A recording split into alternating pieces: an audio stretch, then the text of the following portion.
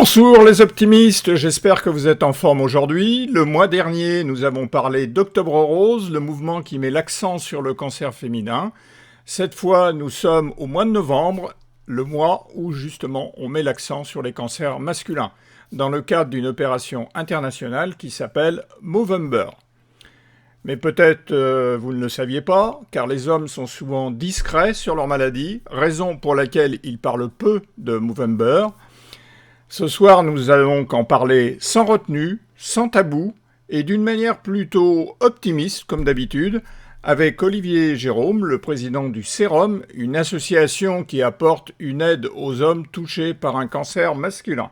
Alors vous avez vu, j'ai une belle moustache, c'est justement pour Movember, parce qu'on porte la moustache à Movember, la mienne pousse difficilement, donc voilà. Bon, bienvenue Olivier. Bonsoir Comment Yannick, vas-tu? en pleine forme, en pleine forme. Et toi? Bah écoute, tu vois, ma moustache, elle est de plus en plus de travers, quoi. Je crois que elle va finir Elle a par du mal à tomber. tenir. Elle a du mal à tenir. Je crois que je vais l'enlever parce que c'est un postiche et effectivement, c'est pas terrible. Alors, Ça parle-nous un tient peu du moyen. sérum. C'est quoi le sérum? Alors, Serum, c'est une association dont je suis le président maintenant depuis quelques années, qui a été créée il y a maintenant 6 ans, sur un constat qui était assez simple. Tu as parlé justement de la sortie du mois d'octobre, avec Octobre Rose, où les femmes sont très très motivées pour parler, entre autres, du cancer du sein. Et ben, à l'instar de ça, chez les hommes, on parle quasiment jamais des cancers masculins. Et c'est vraiment le souci. Et c'est pour ça que aujourd'hui, faire un focus sur les cancers masculins est important avec le mois de novembre où il y a Movember, et donc Movember, c'est une contraction de November, donc, puisque ça vient d'Australie à l'origine, et de move pour moustache. Et donc, c'est de se laisser pousser la moustache.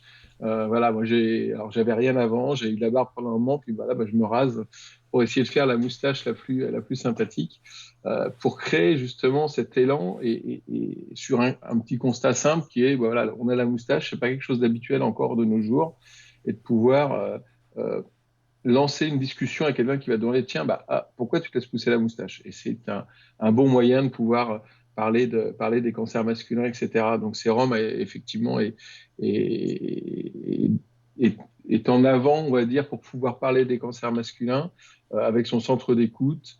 Où il y a aujourd'hui pas mal d'hommes qui n'osent pas du tout parler des cancers masculins.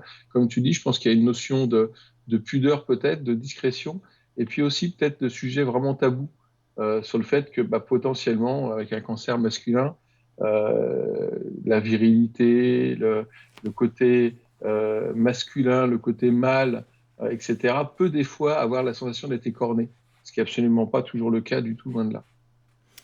Alors, quelles sont les actions que vous menez, tu l'as abordé un peu, pour justement essayer de motiver les hommes, parce que, bon, tu l'as dit, c'est pas évident, j'en sais quelque chose. Mm. Quelles sont les actions que vous menez au sérum? Alors, les actions qu'on mène, on a fait, alors on a les actions auprès des, on va dire des ministères, auprès de la HAS, l'autorité de santé, auprès de l'INCa, l'Institut national du cancer, pour essayer justement de les pousser à parler un maximum des cancers masculins. Encore une fois, dans les cancers masculins, il y a deux grands cancers qui sont le cancer de la prostate avec à peu près 58 000 nouveaux cas et le cancer du testicule avec 2300 cas. Donc, on essaye de faire en sorte que les pouvoirs publics en parlent un petit peu plus, parce que ça devrait passer par là.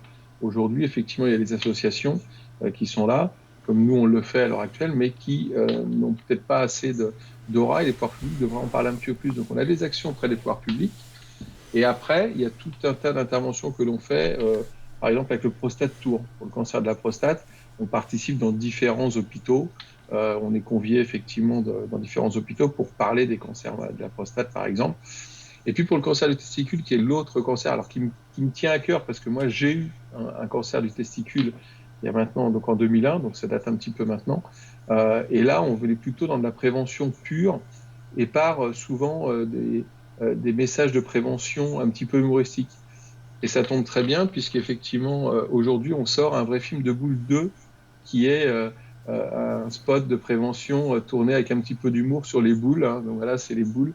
Il y a 3 ans, c'était les boules de pétanque. Et là, cette année, c'est sur le bowling avec des acteurs assez connus. Bah justement, tu as un peu anticipé. Écoute, ce que je te propose, on va se le regarder, je vais le diffuser pour que les spectateurs puissent le voir. Je l'ai enregistré justement pour pouvoir le diffuser. Cet épisode du jeu de boules numéro 2. Vous allez en faire combien comme ça? Bah écoute, on a trouvé le bon format.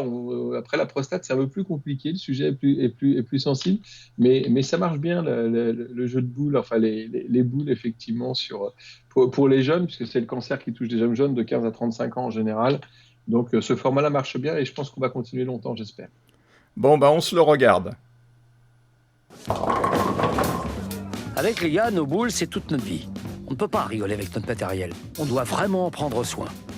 Et puis c'était la finale, alors on ne voulait pas passer pour des glands. Et les gamins en face, fallait les voir. Ils faisaient n'importe quoi avec leurs boules. C'était chaud et plutôt serré. Mais en étant bien vigilants, rien ne devait nous arriver. Bon, dans le feu de l'action, on a tendance à s'oublier un peu. Mais ça, c'est pas grave.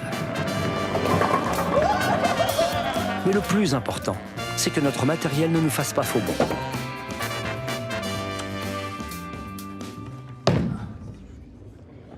Parce que le moindre petit pépin, et ça peut être le drame. Les gars, faites gaffe à vos boules. Ce serait vraiment trop couillon.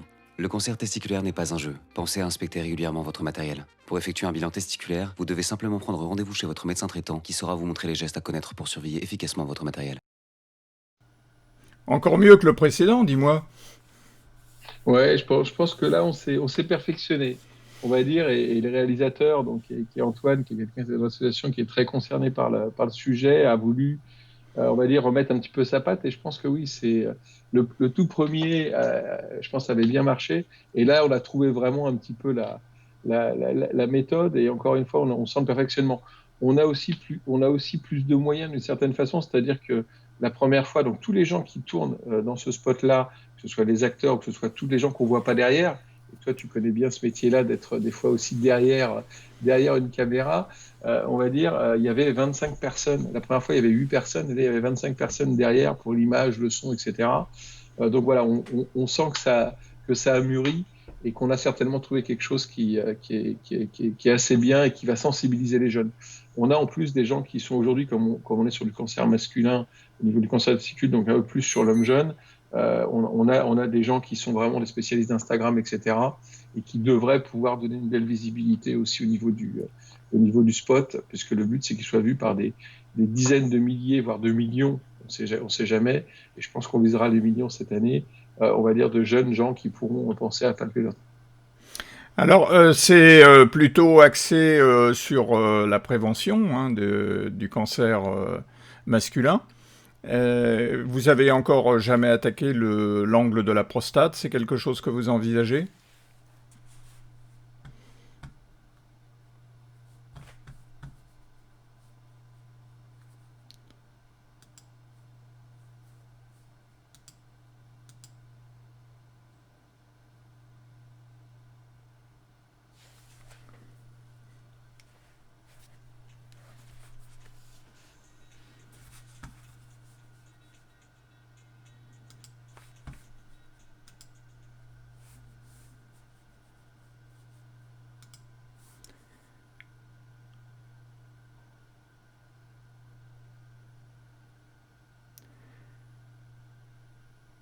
Je sais pas si tu m'entends, mais je t'entends plus.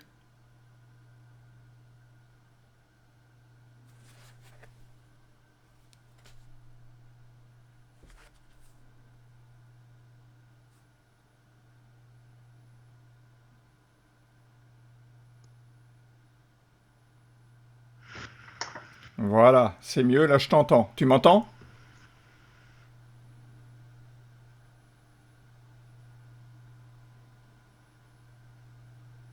Est-ce que tu m'entends? Là, c'est revenu. Ouais, c'est bon, là, je t'entends. C'est revenu, ça?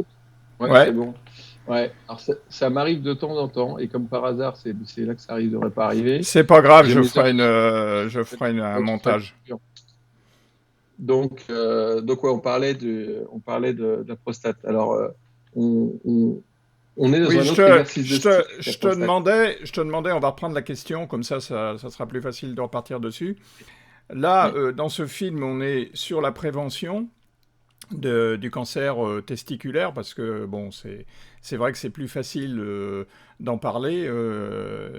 On peut avoir, on peut se palper effectivement les testicules pour voir s'il y a quelque chose. Est-ce que vous envisagez de faire la même chose sur la prostate, parce que là, c'est plus compliqué? Oui, alors le sujet de la prostate, c'est bien plus compliqué. En fait, on a fait un essai, mais qui était franchement pas évident. Et on peut pas avoir le même angle d'attaque, effectivement, sur le cancer de la prostate. Euh, Encore une fois, voilà, c'est assez sympa de dire, voilà, on se tape les testicules, etc. C'est un message qui passe bien. Sur le cancer de la prostate, c'est franchement bien plus compliqué. Je pense qu'on n'a pas trouvé le bon angle.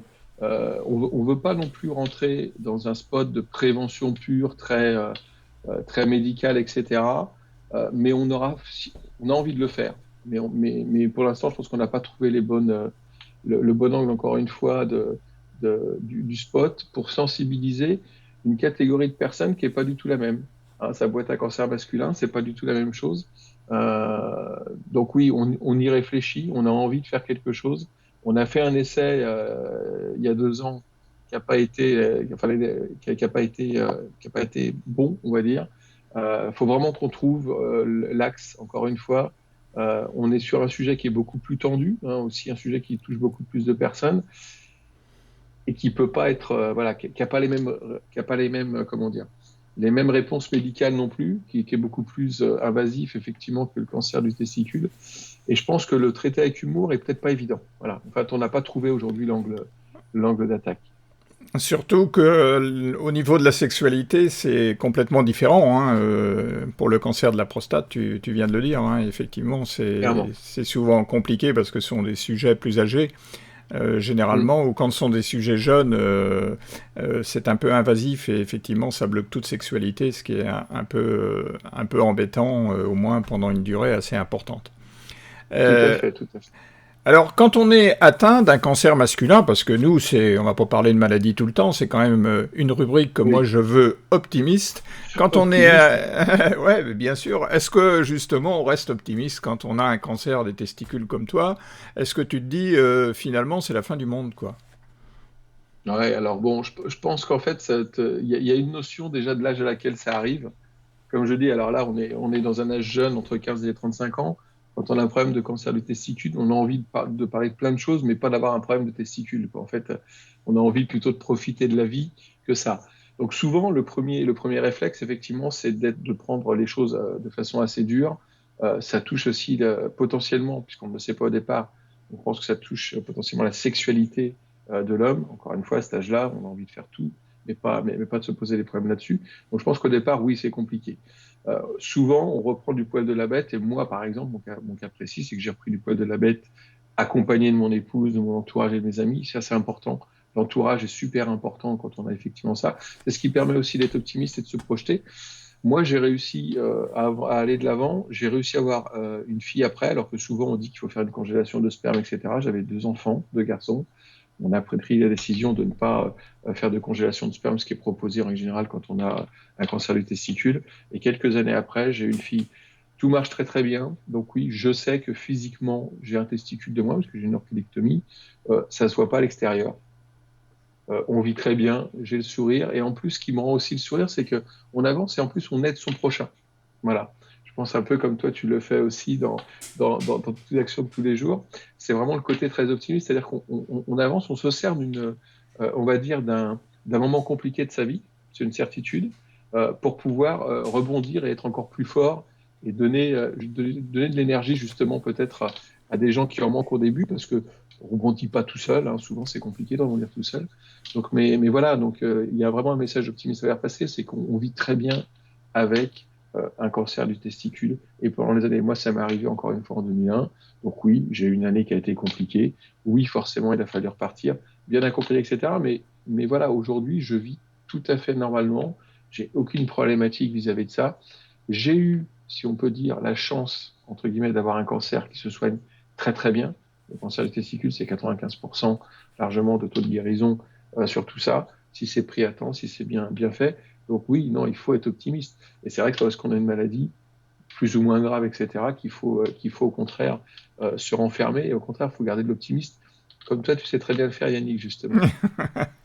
Bah écoute, je t'en remercie. En tout cas, c'était notre petite bouffée d'oxygène que j'essaie d'amener dans cette atmosphère plutôt anxiogène chaque semaine. J'y ai pris goût.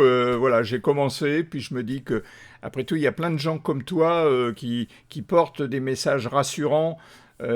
Parce qu'il y a tellement de gens qui sont affligés quand ils apprennent ce genre de nouvelles. Ça fait jamais Mm, plaisir, hein, ça on va pas se le cacher. clairement. Mais en fait, on s'aperçoit qu'il y a plein de gens qui savent porter des bons messages et ça fait du bien.